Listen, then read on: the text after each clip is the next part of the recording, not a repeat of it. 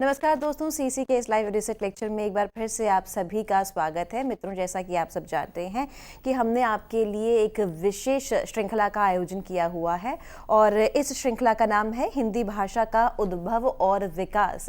इस श्रृंखला के अंतर्गत अभी तक हमने 2 लेक्चर्स का आयोजन किया है आपके लिए और इन 2 लेक्चर्स के माध्यम से हमने प्राचीन और मध्यकालीन भाषा काल के बारे में जानने की कोशिश की है। मित्रों, आज के इस सेशन में हम बात करेंगे आधुनिक भारतीय आर्य भाषा काल और इसके लिए एक बार फिर से हमारे साथ हमारे स्टूडियो में मौजूद है डॉक्टर हरीश सेठी। डॉक्टर हरीश सेठी असिस्टेंट प्रोफेसर हैं school of translational studies and training IGNOU में। तो मित्रों, हम यही उम्मीद करते हैं कि जिस प्रकार से ये इस लेक्चर्स को यानी कि इन लेक्चर्स को ज्ञान के साथ और बहुत सारे उदाहरणों के साथ बना देते हैं आपके लिए ज्ञानवर्धक, तो उम्मीद करते हैं कि आज का ये सेशन भी आपके लिए बहुत लाभान्वित करने वाला होने वाला है। तो मैं तहे दिल से स्वागत करना चाहूंगी डॉक्टर हरीश कुमार सेठी का। डॉक्टर साहब, आपको एक बार फिर से बहुत बहुत स्वागत है। धन्यवाद। जैसे कि अभी आपने बताया, हम अपने पिछले व्याख्यानों में जो है हिंदी भाषा के उद्भव और विकास पर चर्चा कर चुके हैं और इस क्रम में जब हमने बात की तो सबसे पहले हिंदी शब्द की व्युत्पत्ति को लेकर बात की, जिसमें बताया गया कि हिंदी का मूल अर्थ जो है हिंद का भारतीय, जो भारत का निवासी हो, भारत की वस्तु या भारत के पदार्थ। और इसी तरह से फिर हमने भाषा के अर्थ में भी हिंदी शब्द के प्रयोग की बात की थी और आधुनिक अर्थ में बात करने के बाद हमने हिंदी भाषा संरचना के विकास पर जब बात की तो ये बताया था कि हिंदी भाषा की जड़ें संस्कृत, पाली, प्राकृत और अपभ्रंश में विद्यमान है। हिंदी भाषा का संबंध भारोपीय भाषा परिवार से है, इस बारे में भी हम आपको बता चुके हैं। और वहीं हमने हिंदी शब्द की व्युत्पत्ति और इसके भाषा के अर्थ में जो प्रयोग की बात भी की थी और साथ ही आपको ये बताया था कि हिंदी शब्द का आधुनिक अर्थ में किस प्रकार से प्रयोग किया जाता है। और जब हम बात करते हैं संस्कृत और हिंदी के बीच आनुवांशिक क्रम की, तो थोड़ा संकेत के रूप में ये बताना चाहेंगे कि मूल आर्य भाषा से वैदिक संस्कृत की व्युत्पत्ति हुई थी, उससे आगे चलकर लौकिक संस्कृत, फिर पाली, फिर साहित्यिक प्राकृत और अपभ्रंश भाषाओं की व्युत्पत्ति हुई थी। जहाँ तक आधुनिक भारतीय भाषाओं का संबंध है, ये आधुनिक युग में 1000 ईस्वी से अब तक के कालखंड को हम इसमें देखते हैं। वहीं जब हम इनका काल विभाजन के ऊपर जाते हैं तो हम देखते हैं कि हिंदी के जो विकास के जो हैं चरण, उनके संदर्भ में हम देखें तो पूरे के पूरे कालखंड को 3 भागों में हम बांटकर देखते हैं। जैसे पहला है प्राचीन भारतीय आर्य भाषा काल, ये 1500 से 500 ईस्वी पूर्व तक की अवधि का काल है। वहीं मध्यकालीन भारतीय आर्य भाषा काल 500 ईस्वी पूर्व से 1000 ईस्वी पूर्व तक की कालखंड से संबंधित है और आधुनिक भारतीय आर्य भाषा काल 1000 ईस्वी से माना जाता है। प्राचीन भारतीय आर्य भाषा काल पर जब हमने बात की तो ये बताया था कि संस्कृत के हमें 2 रूप मिलते हैं, वैदिक और लौकिक संस्कृत। वहीं मध्यकालीन भारतीय आर्य भाषा काल 500 ईस्वी पूर्व से जो 1000 ईस्वी तक की कालावधि से संबंधित है। इसमें संस्कृत और आधुनिक भाषा के बीच की जो अवधि है, ये इसमें हम देखते हैं कि पाली, प्राकृत और अपभ्रंश का विकास हुआ था। जहाँ तक अपभ्रंश की बात हम करते हैं तो विभिन्न अपभ्रंशों से विकसित आधुनिक भारतीय भाषाएं और उपभाषाएं इस प्रकार रहीं, जैसे शोरसैनी से पश्चिमी हिंदी, राजस्थानी, पहाड़ी और गुजराती का विकास हुआ था। वहीं पैशाची से लहंदा और पंजाबी का विकास हुआ था। और ब्राह्मण से हम देखते हैं तो सिंधी आधुनिक भारतीय भाषा का, और महाराष्ट्री से मराठी, मगधी से बिहारी, बांग्ला, उड़िया और असमिया तथा अर्ध मागधी से पूर्वी हिंदी का विकास हुआ था। वहीं मूल रूप से हम ये देखें कि हिंदी भाषा का विकास कैसे हुआ, तो हिंदी भाषा का उद्भव शोरसैनी, मागधी और अर्ध मागधी अपभ्रंशों से हुआ माना जाता है। अब हम बात करेंगे हिंदी भाषा के विकास के तीसरे चरण को लेकर, और जैसा कि अभी मैंने आपको बताया ही है कि ये अवधि जो है 1000 ईस्वी से अब तक के या वर्तमान काल तक की अवधि को इसमें शामिल किया जाता है। भारतीय आर्य भाषा विकास क्रम में अपभ्रंश काल की समाप्ति और आधुनिक भारतीय आर्य भाषाओं के शुरू होने की काल अवधि के बारे में बहुत साफ या स्पष्ट स्थिति नहीं रही है। कथ्य भाषा के रूप में हम देखें तो अपभ्रंश कब तक समाज में बनी रही और कब आधुनिक भारतीय भाषाएं अपनी विभिन्न विशेषताओं से पूर्ण होकर अस्तित्व में आईं, ऐसा कोई प्रमाण नहीं मिलता है। हाँ, इतना अवश्य है कि कथ्य भाषा के रूप में अपभ्रंश की स्थिति न होने पर भी इसमें साहित्य रचना काफ़ी समय तक होती रही। वहीं अपभ्रंश के विविध रूपों का व्यवहार आधुनिक भारतीय आर्य भाषाओं की प्राचीन रचनाओं में भी देखा जा सकता है। 12वीं शताब्दी में आचार्य हेमचंद्र ने अपभ्रंश का व्याकरण लिखा, जो यह सिद्ध करता है कि उस समय तक अपभ्रंश अपने चरम उत्कर्ष पर थी। हेमचंद्र ने अपने महत्वपूर्ण ग्रंथ काव्यानुभाष में ग्राम्य अपभ्रंश का भी उल्लेख किया है। सनेह रायस, कीर्तिलता, ज्ञानेश्वरी, प्राकृत पेंगलम, पुरातन प्रबंध संग्रह, वर्ण रत्नाकर आदि ग्रंथों में इस काल की भाषा सामग्री हमें देखने को मिलती है। इन ग्रंथों की भाषा में जो प्रवृत्तियां नजर आती हैं, उनसे यही पता चलता है कि आगे चलकर हिंदी भाषा पल्लवित हुई थी। आधुनिक भारतीय आर्य भाषाओं के विकास के कुछ समय पश्चात तत्संबंधी साहित्य प्राप्त होता है। इनमें साहित्यिक रचनाएं 16वीं शताब्दी में मिलनी शुरू हो गई थी।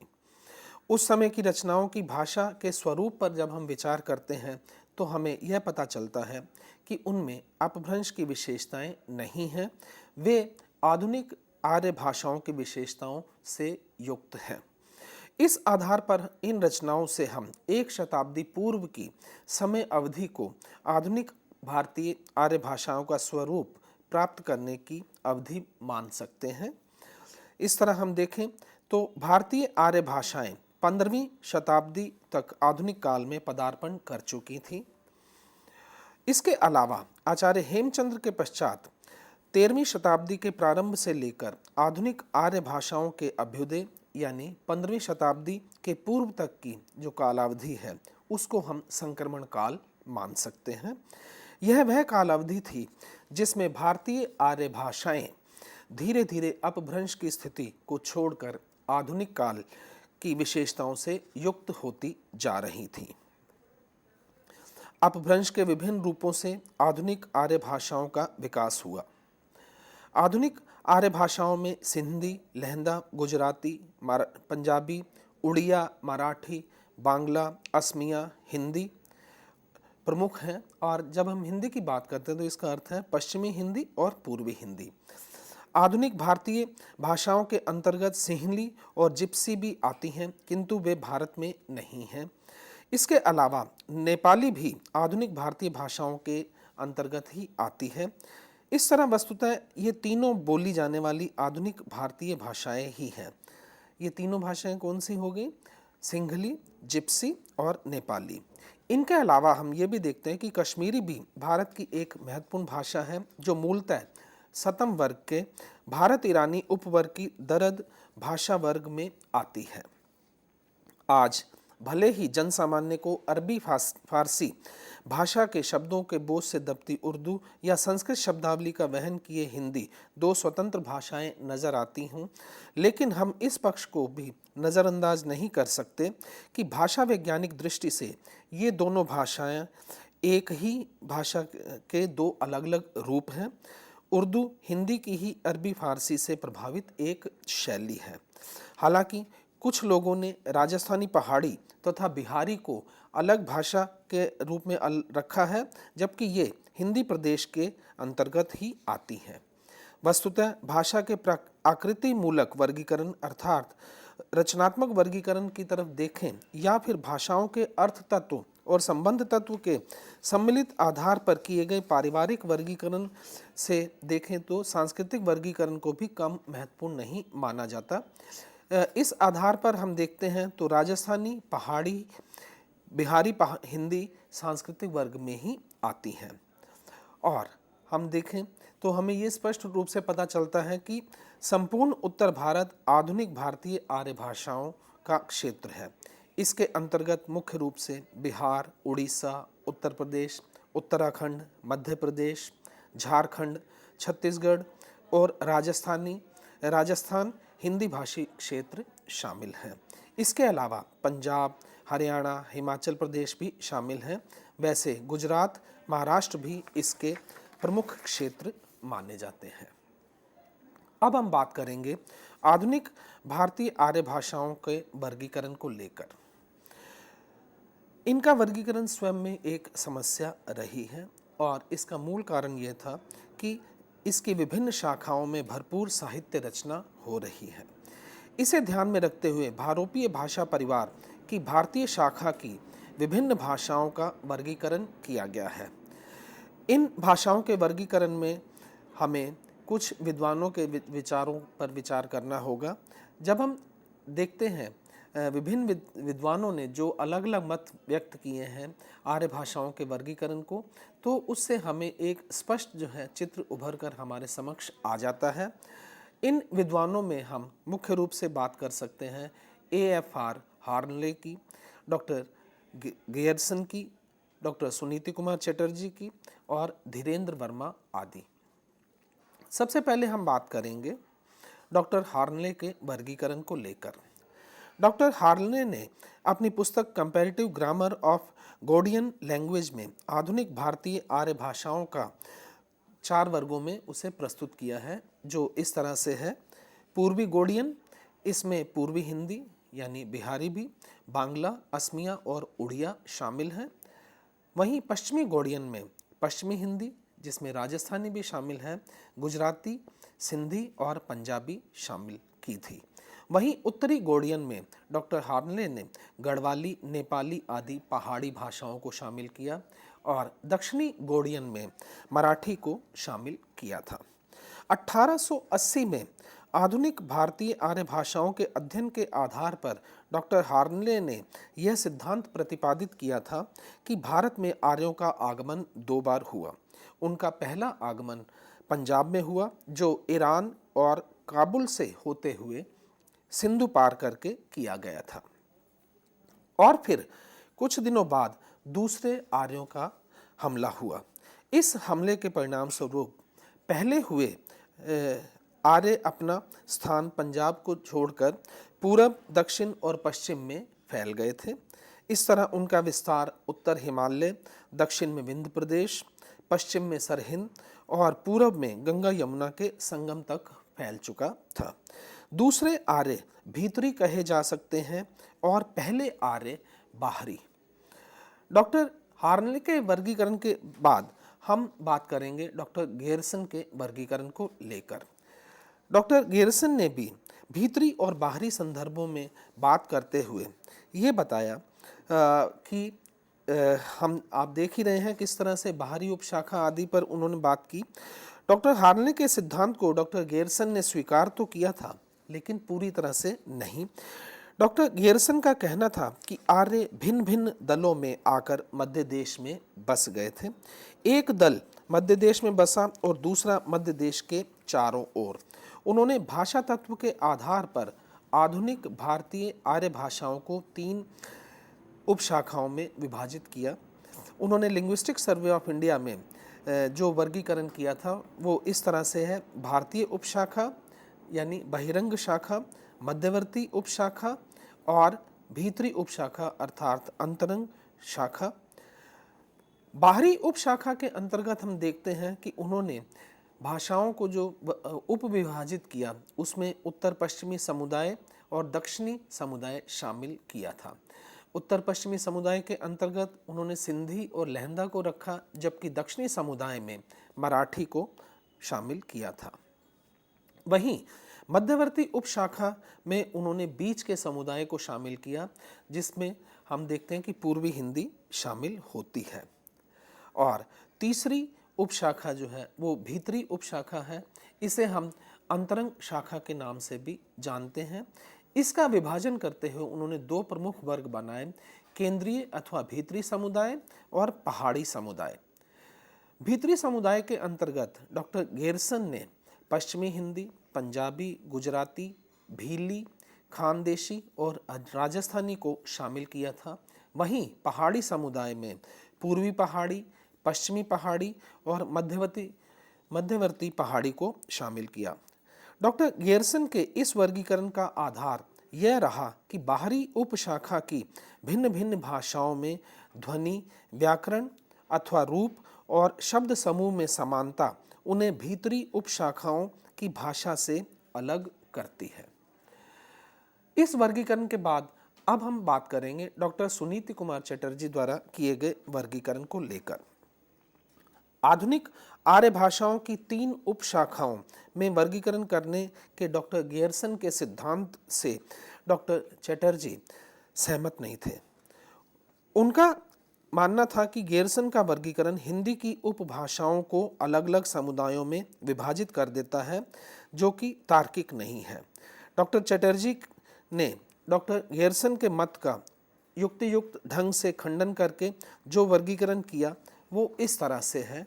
आप देख रहे हैं उदिच्य, प्रतीच्य, मध्यदेशीय, प्राच्य और दक्षिणात्य।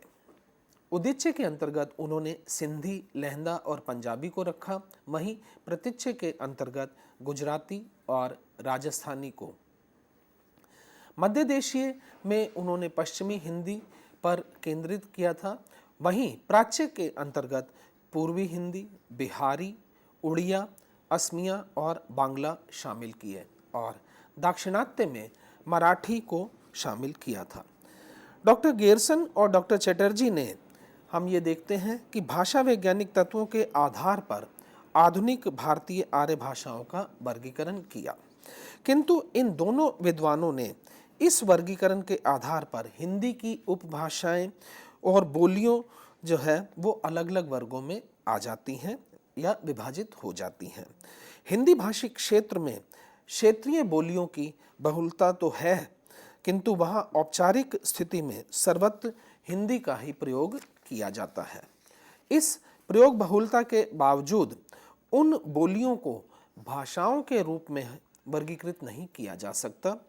इसका मूल कारण यह है कि ऐसा करने पर हमें हिंदी भाषा क्षेत्र का वैशिष्ट्य ही स्पष्ट नहीं होता। इसलिए इन बोलियों को एक समुदाय अथवा समूह में दिखाया जाना चाहिए। इस कारण भाषिक विशेषताओं के आधार पर हिंदी की उपभाषाओं और बोलियों को वर्गीकृत करना सही प्रतीत होने पर भी डॉक्टर धीरेन्द्र वर्मा ने एक सुझाव दिया। उनका ये कहना था कि हिंदी क्षेत्र की अस्मिता बनी रहे, इस दृष्टि से इसे हम व्यवहारिक सुझाव कह सकते हैं। जब हमने बात की डॉक्टर धीरेन्द्र वर्मा के सुझाव की, तो हम ये भी देखेंगे कि उन्होंने आर्य भाषाओं का वर्गीकरण किस प्रकार से किया था। डॉक्टर वर्मा ने आधुनिक भारतीय आर्य भाषाओं का डॉक्टर चटर्जी के वर्गीकरण के आधार पर वर्गीकरण किया और उसमें केवल हिंदी क्षेत्र को एक वर्ग में जोड़ दिया। डॉक्टर वर्मा ने जो वर्गीकरण किया था वह इस प्रकार है: उत्तरी, पश्चिमी, मध्यदेशीय, पूर्वी और दक्षिणी। उत्तरी के अंतर्गत हम देखते हैं उन्होंने सिंधी, लहंदा, पंजाबी को शामिल किया। वहीं पश्चिमी में गुजराती को और मध्य देशीय के अंतर्गत डॉक्टर धीरेन्द्र वर्मा ने राजस्थानी, पश्चिमी हिंदी, पूर्वी हिंदी, पहाड़ी और बिहारी को शामिल किया। वहीं पूर्वी हिंदी में उन्होंने उड़िया, असमिया और बंगला को शामिल किया, जबकि दक्षिणी हिंदी में मराठी को शामिल किया गया। डॉक्टर वर्मा के इस वर्गीकरण के आधार पर राजस्थानी, बिहारी आदि को हिंदी भाषा की उपभाषाएं माना गया। इस तरह बिहार, उत्तर प्रदेश, उत्तराखंड, मध्य प्रदेश, झारखंड, राजस्थान, दिल्ली और पंजाब एवं हिमाचल प्रदेश के कुछ भागों की भाषा या बोलियां हिंदी भाषा क्षेत्र में आती हैं। इस पूरे भौगोलिक क्षेत्र में उर्दू को छोड़कर सभी भाषाएं या बोलियां हिंदी के अंतर्गत आती हैं। ये कुल 18 प्रमुख बोलियां हैं।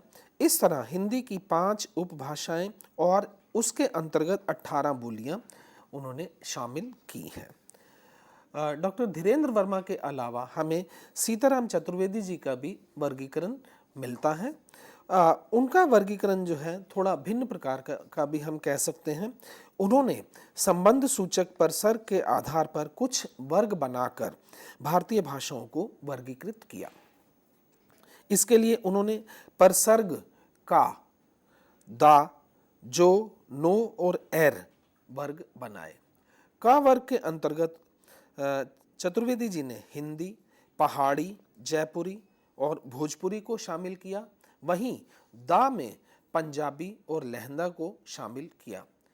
और हम देखते हैं कि जो वर्ग के अंतर्गत उन्होंने सिंधी और कच्छी को शामिल किया, वहीं नो वर्ग में गुजराती और एर वर्ग में बंगाली, उड़िया और असमिया वर्ग एक तरह से बनाए थे।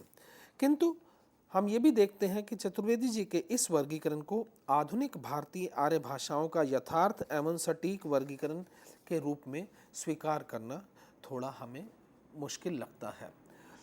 विभिन्न विद्वानों द्वारा जो भी विचार व्यक्त किए गए हैं, उसके आधार पर हम जो हिंदी भाषा की विभिन्न उपभाषाएं और बोलियां हैं, उनके वर्गों की तरफ देखें जो सर्वमान्य भी रही हैं, वो हमें इस तरह से नज़र आती हैं कि हिंदी भाषा को उसके जो उपभाषाओं के रूप में विभाजित करते समय हम पश्चिमी हिंदी, पूर्वी हिंदी, राजस्थानी, पहाड़ी और बिहारी को शामिल करते हैं।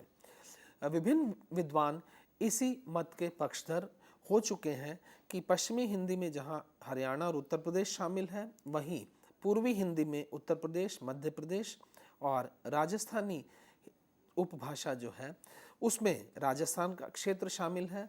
और पहाड़ी के अंतर्गत हम हिमाचल प्रदेश, उत्तर प्रदेश, उत्तराखंड जैसे क्षेत्र शामिल कर सकते हैं। और बिहारी में उत्तर प्रदेश, झारखंड और बिहार को शामिल किया जाता है। अब हम इन सभी उपभाषाओं के वर्गीकरण को देखते हुए जो उसमें बोलियां शामिल की जाती हैं, उन पर भी थोड़ा संक्षेप में चर्चा करेंगे। हिंदी भाषा की उपभाषा जो पश्चिमी हिंदी है, उसके अंतर्गत जिन बोलियों को शामिल किया जाता है वो है खड़ी बोली, हरियाणी, बुंदेली और कन्नौजी। इसी तरह से पूर्वी हिंदी के अंतर्गत जिन बोलियों को शामिल किया जाता है वो है अवधी, बघेली और छत्तीसगढ़ी। वहीं राजस्थानी की बोलियां जो हैं उसमें पश्चिमी राजस्थानी, पूर्वी राजस्थानी, उत्तरी राजस्थानी और दक्षिणी राजस्थानी शामिल है। पश्चिमी राजस्थानी अर्थात मारवाड़ी, पूर्वी राजस्थानी यानी जयपुरी और उत्तरी राजस्थानी में मेवाती तथा दक्षिणी राजस्थानी में मालवी शामिल है। वहीं हम हिंदी भाषा की पहाड़ी उपभाषा के जो उपवर्ग बनते हैं, अर्थात उसके अंतर्गत जो बोलियां शामिल होती हैं, उसमें पश्चिमी पहाड़ी, मध्यवर्ती पहाड़ी और पूर्वी पहाड़ी शामिल है। मध्यवर्ती पहाड़ी में कुमाऊनी और पूर्वी पहाड़ी में नेपाली शामिल की जाती है।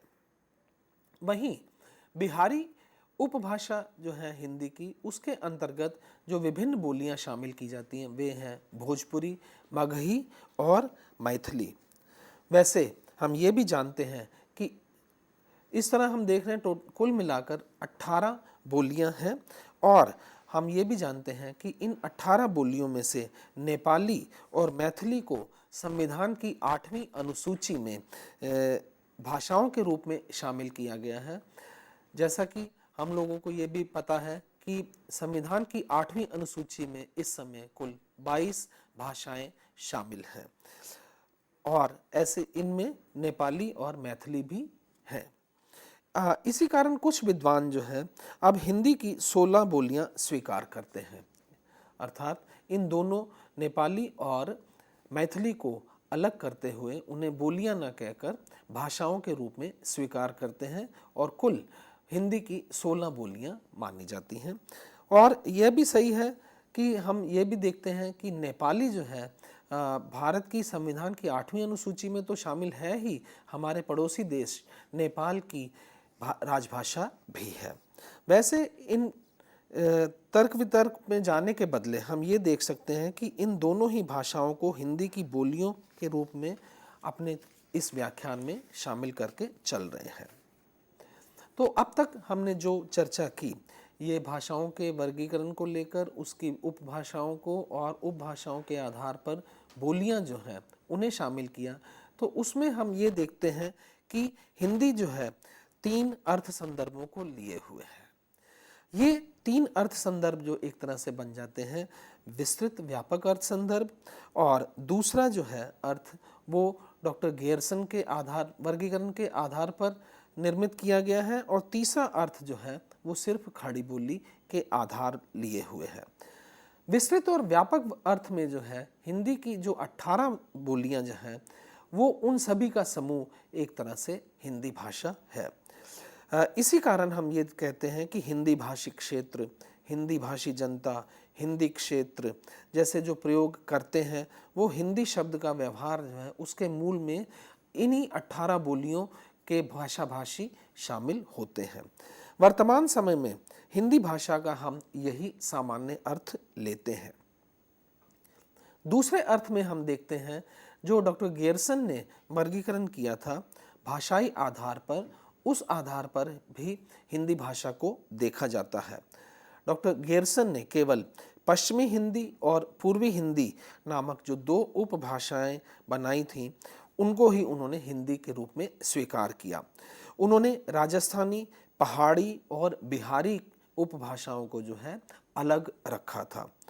उनके वर्गीकरण के आधार पर हम देखें तो हिंदी भाषा केवल 2 उपभाषाओं और उनकी बोलियों की भाषा कहलाती है, पश्चिमी हिंदी और पूर्वी हिंदी। जैसे कि हमने पहले भी बात की थी, पश्चिमी हिंदी के अंतर्गत जो है हम ये कह सकते हैं कि जो है खड़ी बोली, ब्रिज भाषा, हरियाणवी, बुंदेली और कन्नौजी शामिल है, और वहीं पूर्वी हिंदी के अंतर्गत बघेली, अवधी और छत्तीसगढ़ी शामिल की गई हैं। कहने का अभिप्राय ये है कि डॉक्टर गियर्सन ने 5 उपभाषाएं जो है, बोलियां जो है पश्चिमी हिंदी की और 3 बोलियां जो है पूर्वी हिंदी की, इनको ही हिंदी भाषा माना है। जहां हमने व्यापक संदर्भ में ये देखा कि कुल 18 बोलियों का समूह हिंदी भाषा है, वहीं 8 बोलियों के आधार पर भी जो डॉक्टर गियर्सन ने किया उसको भी हिंदी भाषा कह दिया जाता है।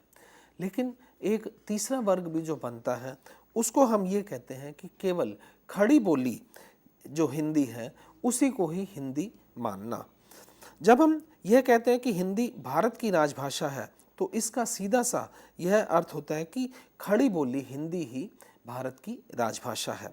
भारत के संविधान के अनुसार संघ की राजभाषा के लिए परिनिष्ठित खड़ी बोली अर्थात साहित्यिक खड़ी बोली को ही हिंदी के रूप में ग्रहण किया गया है। इस प्रकार देवनागरी लिपि में लिखी गई खड़ी बोली हिंदी का परिनिष्ठित साहित्यिक रूप जो है वो हिंदी कहलाता है।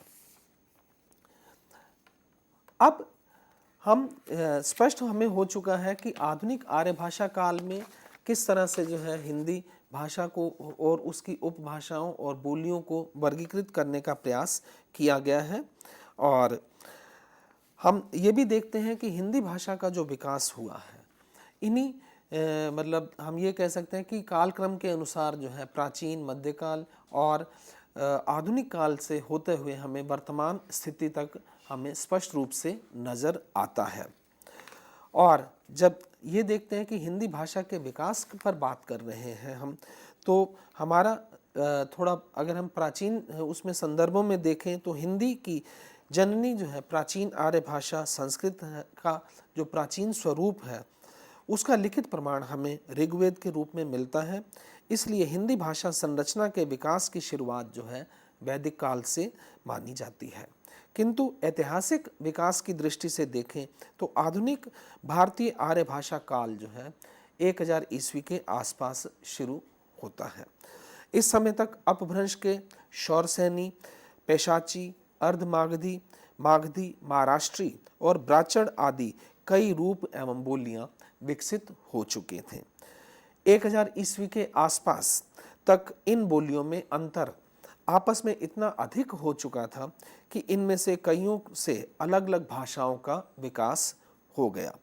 शौरसैनी प्राकृत से विकसित अपभ्रंश उत्तर में पहाड़ी बोलियों के क्षेत्र पश्चिमी उत्तर प्रदेश, मध्य प्रदेश के पश्चिमी भाग, पूर्वी पंजाब, राजस्थान और गुजरात में बोली जाती थी। गठन की दृष्टि से हम देखें तो हिंदी की जो प्रमुख उपभाषाएं हैं वो पूर्वी हिंदी और पश्चिमी हिंदी है। इनमें से पूर्वी हिंदी का विकास मागधी और अर्ध मागधी अपभ्रंश से हुआ था और पश्चिमी हिंदी का विकास मुख्य रूप से शौरसैनी अपभ्रंश से हुआ था। हिंदी भाषा सहित आधुनिक भारतीय आर्य भाषाओं का विकास एक तरह से 1000 ईस्वी से शुरू हो जाता है। यह वही समय है जब लगभग अपभ्रंश युग समाप्ति की ओर था। 1000 के बाद की जो कालखंड है उसमें भी हम देखते हैं तो ये इस दौरान हिंदी में काफ़ी विकास हुआ और उस विकास में भी कुछ स्पष्ट रूप से जो है विभाजन की स्थितियां बनती हैं। उस विभाजन के संदर्भ में हम देखें तो हमें ये देखना होगा कि 1000 ईस्वी पूर्व से लेकर अब तक का जो समय है वो हमारा 1 शताब्दी से अधिक का समय है। तो हम ये कह सकते हैं कि 1000 से लेकर 1500 ईस्वी तक का जो समय है वो हिंदी का जो विकास का काल है हम उसे आदिकाल के नाम से विभाजित कर सकते हैं, उसे देख सकते हैं, क्योंकि उस दौरान हिंदी का जो रूप था वो आज के हिंदी के रूप से बिल्कुल भिन्न है। और वहीं मध्यकाल जो है, मध्यकाल के अंतर्गत हम 1500 ईस्वी से लेकर 1800 ईस्वी तक के कालखंड को शामिल करते हैं। और आधुनिक काल जो है इसको हम ये कह सकते हैं कि 1800 ईस्वी से अब तक का जो समय है वो हिंदी के विकास का आधुनिक काल है। जब हम इन कालखंडों के अनुसार हिंदी भाषा के विकास को देखते हैं तो विकास को देखने के लिए हमें कुछ एक आधार लेकर चलने होंगे। हिंदी भाषा के विकास और विवेचन के आधार पर जब हम सोचें तो हमें ये देखना होगा कि हिंदी भाषा में ध्वनि के स्तर पर क्या अंतर आया है, हिंदी भाषा में व्याकरण के स्तर पर क्या अंतर आया है और इसके शब्द भंडार में क्या वर्तमान स्थिति बनी हुई है। और इनके साथ साथ हम ये भी देखते हैं कि साहित्यिक स्तरों पर भी, यानी साहित्य के रूप में भी हमें यह विकास कैसा नज़र आ रहा है। कहने का अभिप्राय ये है कि आदिकाल में हिंदी भाषा में साहित्य क्या क्या लिखा गया, किस तरह से लिखा गया और उनकी अपनी विशेषताएं क्या थी, और इसी तरह से मध्यकाल में और आधुनिक काल का जो साहित्यिक स्थिति है, इन सभी परिप्रेक्ष्यों में हिंदी भाषा के विकास को भी देखने की आवश्यकता होती है। हिंदी भाषा का आदिकाल जो है उसको हमने जैसे अभी चर्चा की थी 1000 से 1500 ईस्वी तक के कालखंड को मानते हैं। इस समय जो हम ये कह सकते हैं कि अपभ्रंश भाषा की समाप्ति 10वीं शताब्दी के अंत तक हो जाती है। उसके बाद से लेकर कि जो 1500 ईस्वी तक की जो अवधि है वह आदिकाल है। 11वीं शताब्दी के प्रारंभ से हिंदी भाषा के विकास की शुरुआत हो जाती है। इसे हिंदी के विकास का आरंभिक चरण कहा जा सकता है, किंतु इसका यह अभिप्राय नहीं है कि 1000 ईस्वी का अंत निश्चित तौर पर अपभ्रंश के अंत का भी समय था। इसका यह भी अभिप्राय नहीं है कि इस समय हिंदी का विकास हो चुका था। हिंदी के विकास में जो आदिकालीन स्थितियां हैं उस पर जब हम विचार करते हैं तो थोड़ा हमें उस समय के राजनीतिक परिदृश्य पर भी विचार करना होगा। राजनीतिक दृष्टि से यह काल हिंदू शासन का अंतिम चरण था। 643 ईस्वी में सम्राट हर्षवर्धन की मृत्यु के पश्चात भारत में केंद्रीय शासन समाप्त हो गया था। तब सारा देश और विशेष तौर पर उत्तरी भारत देशी रियासतों के रूप में छोटे छोटे रजवाड़ों में विभाजित हो चुका था। उस समय के छोटे बड़े राजपूत राजा किसी न किसी बात को लेकर आपस में लड़ते झगड़ते रहते थे। इसी फूट को देखकर पश्चिम में इस्लामी आक्रमण शुरू हुए। भारत के समृद्ध वैभव और अकूत धन दौलत को हथियाने के लिए महमूद गजनवी और मोहम्मद गोरी आदि ने भारत पर आक्रमणों का तांता लगाना शुरू कर दिया। हालांकि उस समय दिल्ली पर पृथ्वीराज चौहान का राज्य स्थापित था, किंतु इतिहास साक्षी है कि आपसी फूट के चलते मोहम्मद गोरी ने जयचंद के साथ मिलकर पृथ्वीराज चौहान को हरा दिया था। 10वीं से 12वीं शताब्दी तक उत्तरी भारत में प्रतिहार, गहवार, चौहान और तोमर आदि के राजपूती राज्य अपने प्रभाव वृद्धि के लिए परस्पर लड़ते रहे और इसी आपसी फूट के कारण वो धीरे धीरे जो है शिथिल पड़ते गए। वस्तुस्थिति यह हो गई थी कि राजपूतों की संकुचित राष्ट्रीयता, आपसी फूट और अहंकारी स्वभाव की वजह से 11वीं शताब्दी से पहले शुरू हुए आक्रमणों के परिणाम स्वरूप भारत में इस्लामी शासन की शुरुआत हो गई और लगभग 200 वर्षों में उन्होंने पूरे उत्तर भारत पर अपना आधिपत्य स्थापित कर लिया था। और जहाँ तक उस समय की भाषा की बात है, वैसे तो मुसलमानों की अपनी भाषा अथवा फारसी राजभाषा थी, किंतु उस समय प्रचलित प्राचीन हिंदी भारतीयों के साथ व्यवहार और संपर्क बनाए रखने का साधन भी बनी हुई थी। प्राचीन हिंदी के हमें जो रूप जो है वो डिंगल और पिंगल के रूप में मिलते हैं। हम ये देखते हैं कि आदिकाल की 500 वर्षों की जो अवधि है, उस दौरान प्राचीन हिंदी से हमारे सामने अनेक रूप सामने आए। इन विविध रूपों में से एक डिंगल कहलाया और दूसरा पिंगल। इसके अलावा एक अन्य रूप भी इस कालावधि में उपलब्ध होता है, जिसे कुछ एक विद्वानों ने हिंदवी की संज्ञा दी है। 13वीं शताब्दी के आसपास खुसरो के साहित्य में हमें हिंदवी का जो है रूप मिलता है। डिंगल अथवा अपभ्रंश मिश्रित भाषा से भिन्न रूप लिए हुए हिंदवी वास्तव में जन सामान्य के बीच उस समय प्रचलित रही होगी। राजस्थानी साहित्य से डिंगल का संबंध रहा।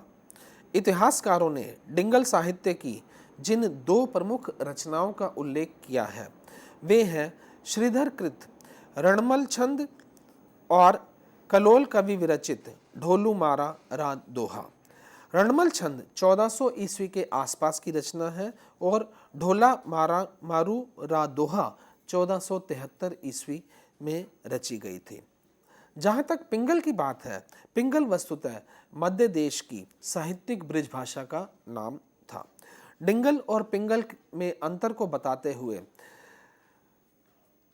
मूर्धन्य हिंदी आलोचक आचार्य रामचंद्र शुक्ल ने लिखा है कि प्रादेशिक बोलियों के साथ साथ ब्रिज भाषा या मध्य देश की भाषा का आश्रय लेकर एक सामान्य साहित्यिक भाषा भी स्वीकृत हो चुकी थी, जो चारणों में पिंगल भाषा के नाम से जानी जाती थी।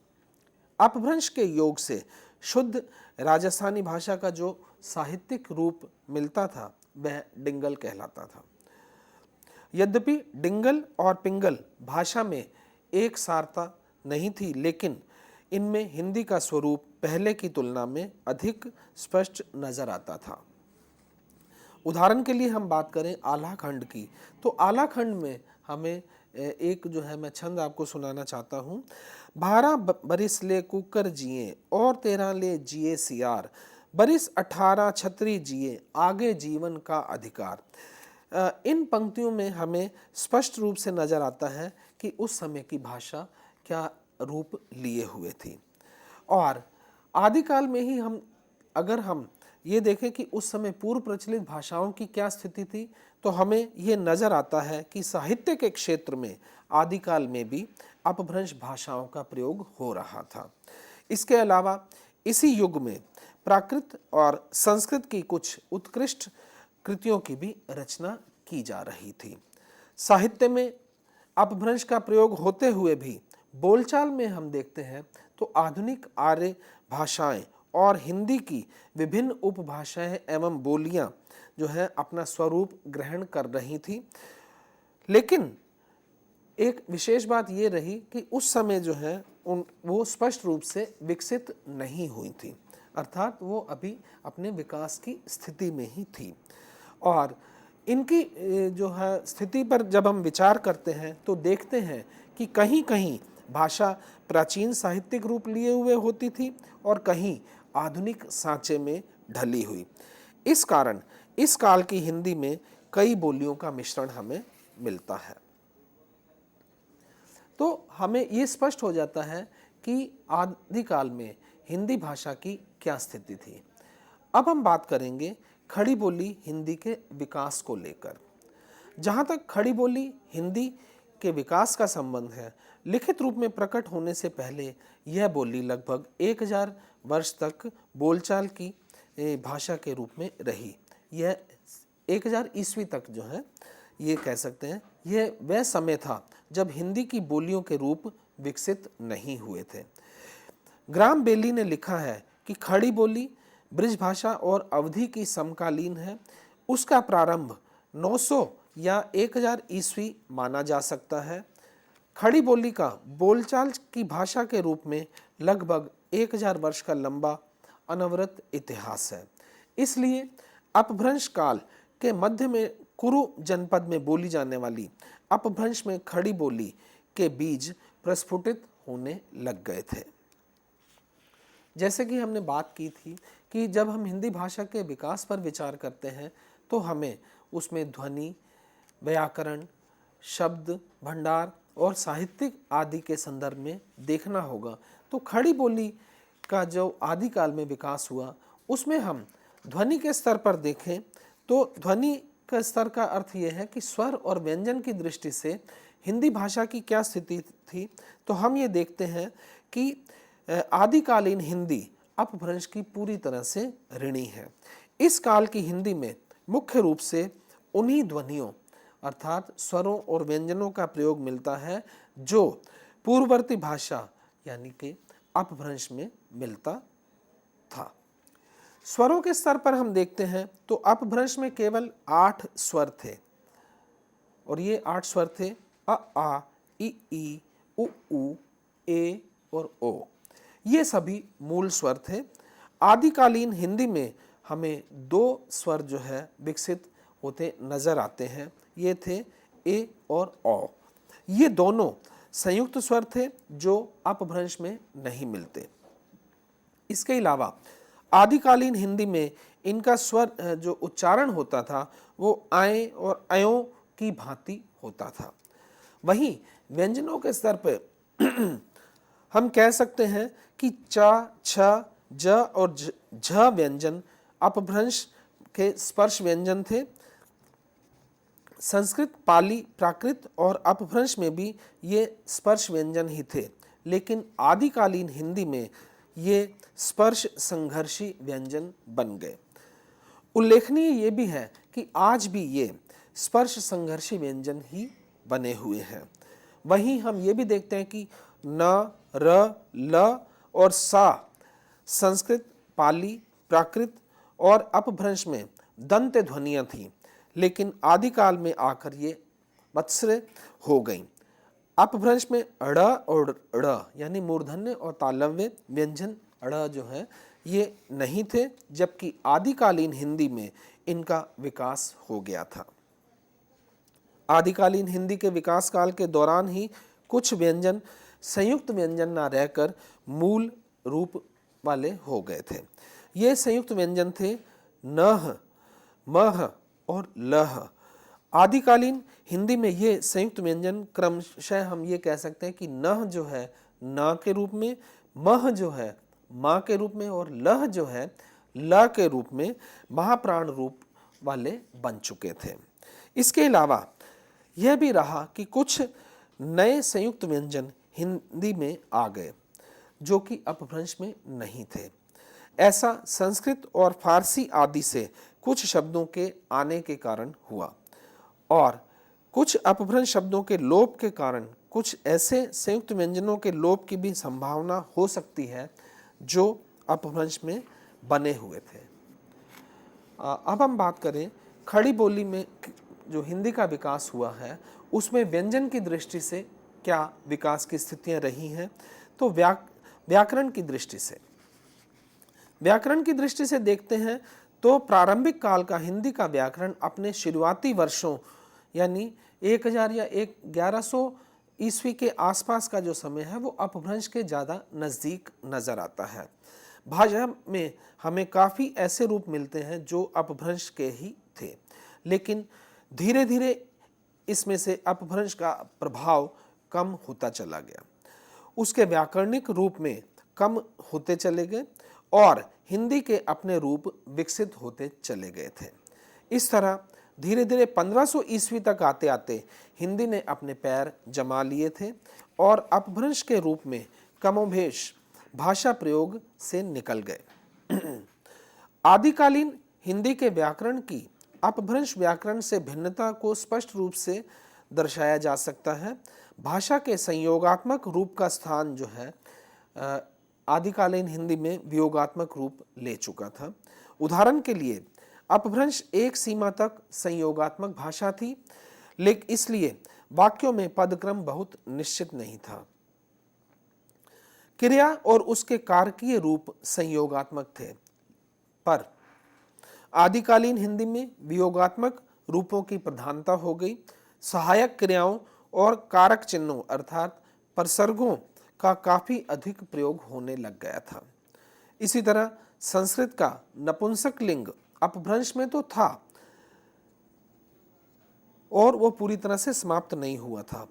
वैसे संस्कृत पाली प्राकृत की तुलना में अपभ्रंश जो है में नपुंसक लिंग की स्थिति कुछ अस्पष्ट सी होनी शुरू हो चुकी थी और आदिकालीन हिंदी के विकास के दौरान हम ये भी देखते हैं कि नपुंसक लिंग का प्रयोग कमोबेश पूरी तरह से ही समाप्त हो गया था।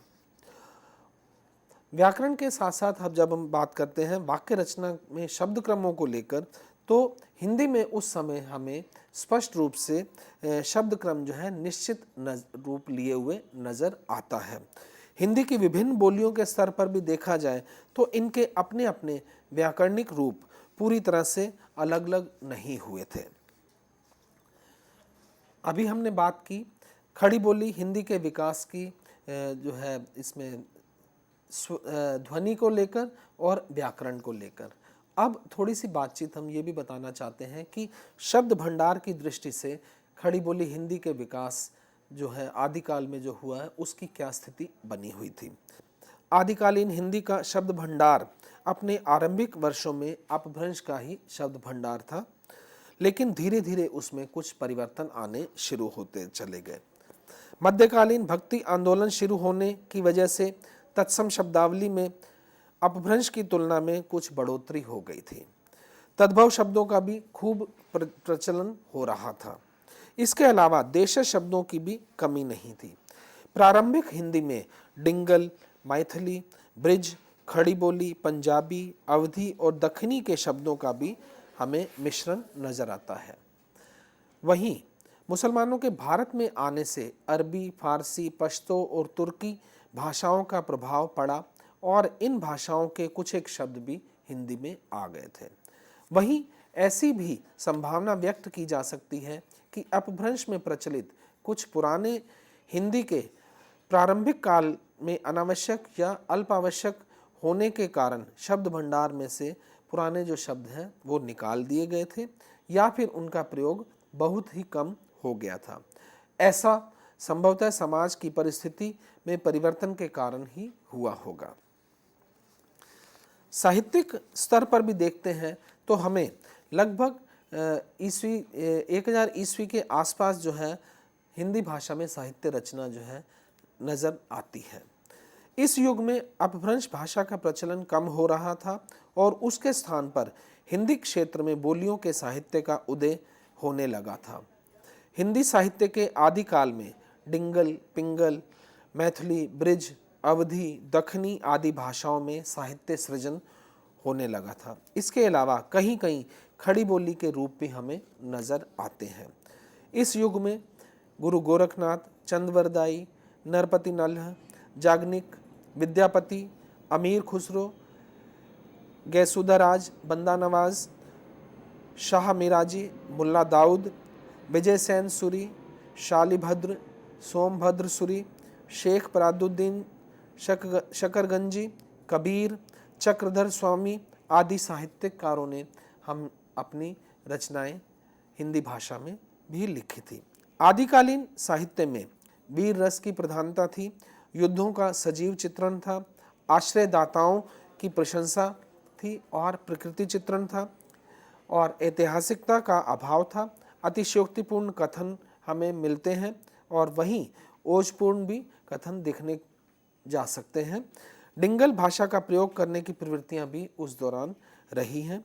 वहीं युगीन कृतियों के अवलोकन से हमें यह भी पता चलता है कि किस प्रकार हिंदी की बोलियां अपभ्रंश के प्रभाव से अपना स्वतंत्र रूप निश्चित कर रही थी। हम ये भी देखते हैं कि खड़ी बोली हिंदी के विकास में धार्मिक साहित्य का भी योगदान रहा है। आदिकालीन हिंदी साहित्य के विकास में सिद्धों, नाथों, बौद्धों और जैन मुनियों के धार्मिक साहित्य का बड़ा योगदान रहा। जैन साहित्य की भाषा हिंदी के आदिकालीन स्वरूप की परिचायक है। अपभ्रंश से प्रभावित इस भाषा के जो है हम कई उदाहरण देख सकते हैं। जैसे जैन कवि सोमप्रभ सूरी की कविता में उन्होंने ये लिखा है, एक उदाहरण के तौर पे शामिल करूंगा, कि जिस दिन 10 मुंह और एक शरीर वाला रावण पैदा हुआ तब उसकी जननी को यह चिंता हुई कि दूध किस मुंह से पिलाऊं। रावण जायो जाही दिए दह मुंह एक शरीरु, चिंता विये तिये जननी कवजो पियामू खीरू। इस तरह की हमें आदिकालीन हिंदी का जो रूप धार्मिक साहित्य में भी नजर आता है।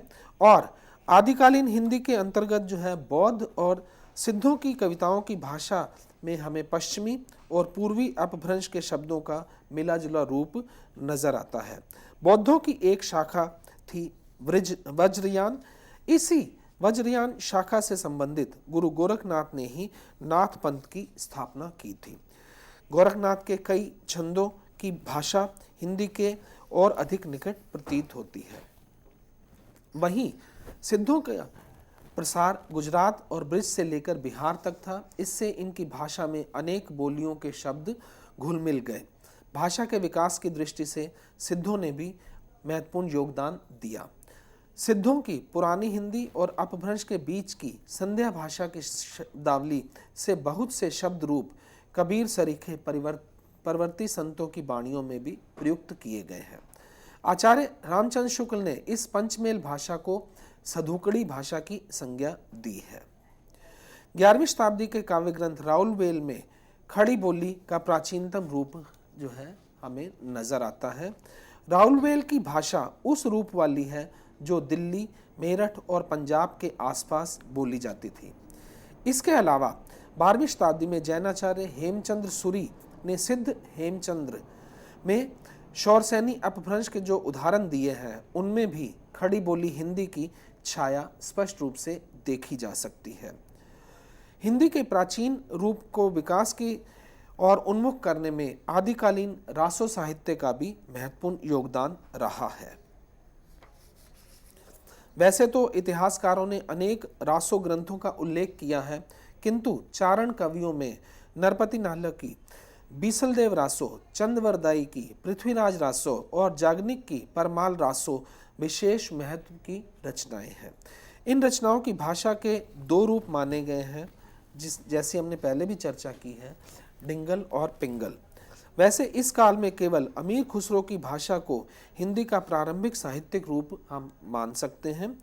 खुसरो की मुकेरियां और पहेलियां जो उन्होंने लिखी थी उनमें खड़ी बोली का हमें निखरा हुआ रूप नजर आता है। जैसे उदाहरण के तौर पे हम बात करना चाहें तो उनके लिखे हुए मुकेरियां और पहेलियों में है, एक नार ने अचरज किया, सांप मार पिंजरे में दिया, ज्यों ज्यों सांप ताल को खाए, सूखे ताल सांप मर जाए।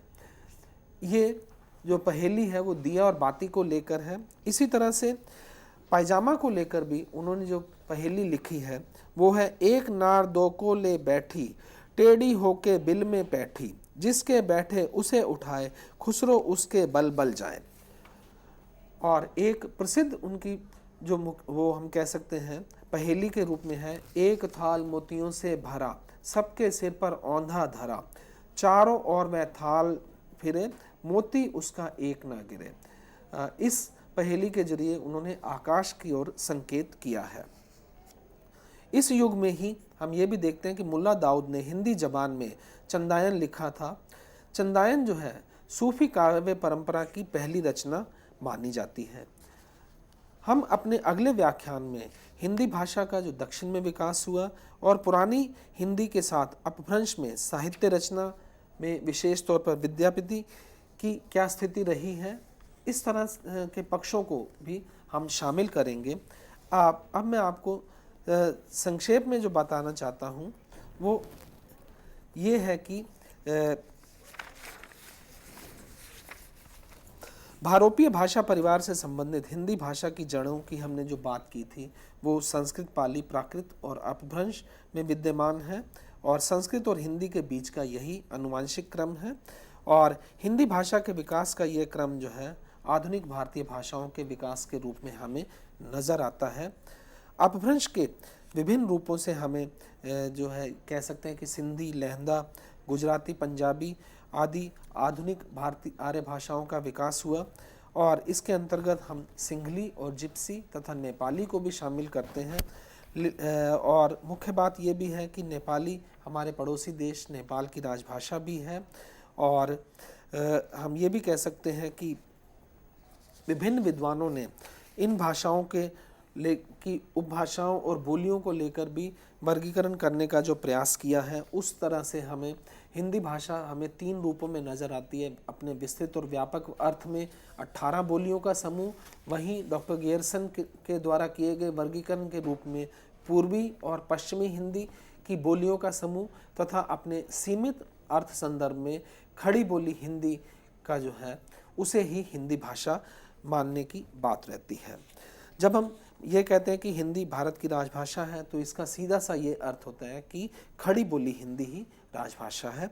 संविधान में हमें जो है उल्लेख यही मिलता है कि संघ की राजभाषा जो है परिनिष्ठित खड़ी बोली जो है वो शामिल है और इस तरह देवनागरी लिपि में लिखित खड़ी बोली हिंदी का परिनिष्ठित साहित्यिक रूप ही हिंदी का रूप भी मान लिया जाता है।